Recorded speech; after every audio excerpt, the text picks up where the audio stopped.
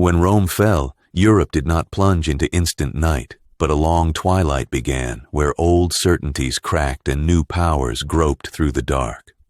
The empire that once bound Europe with roads, laws, and legions shattered into fragments, leaving fragile kingdoms to rule over ruins they barely understood. Cities shrank or died, forums fell silent, and stone amphitheaters turned into quarries, their marble stripped to build crude, desperate shelters. Trade routes that once carried spices, glass, and ideas now carried mostly fear, rumors of raiders, and the clatter of armored horses in the night. As long-distance trade withered, coinage vanished, and economies reverted to barter, tying people to the soil and shrinking their world to the nearest horizon.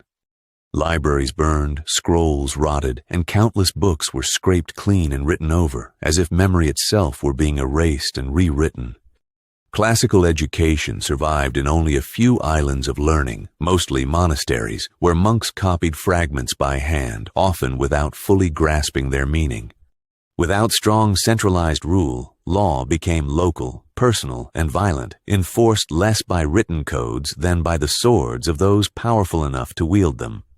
The countryside filled with fortified manors and walled hilltops, each a small world of fear and obligation, surrounded by forests that seemed to crawl with threats.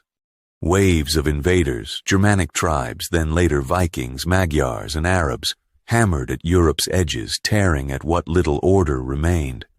Cities like Rome, once 1 million strong, dwindled to tens of thousands, their monuments looming over empty streets and grazing animals.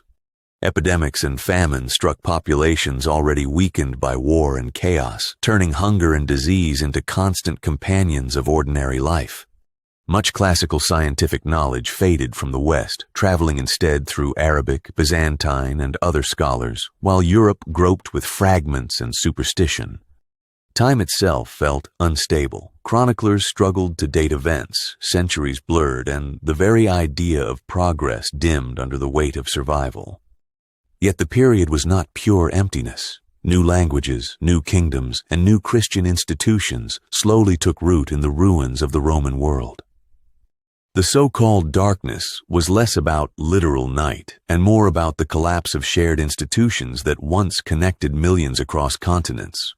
In the absence of empire, power localized into feudal bonds, oaths, vassals, and lords, creating a rigid hierarchy that traded protection for freedom.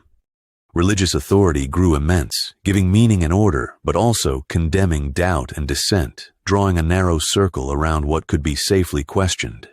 Slowly, through monastic scriptoria, trade revivals, and the rise of towns, Europe began to stitch together a new fabric of learning and power.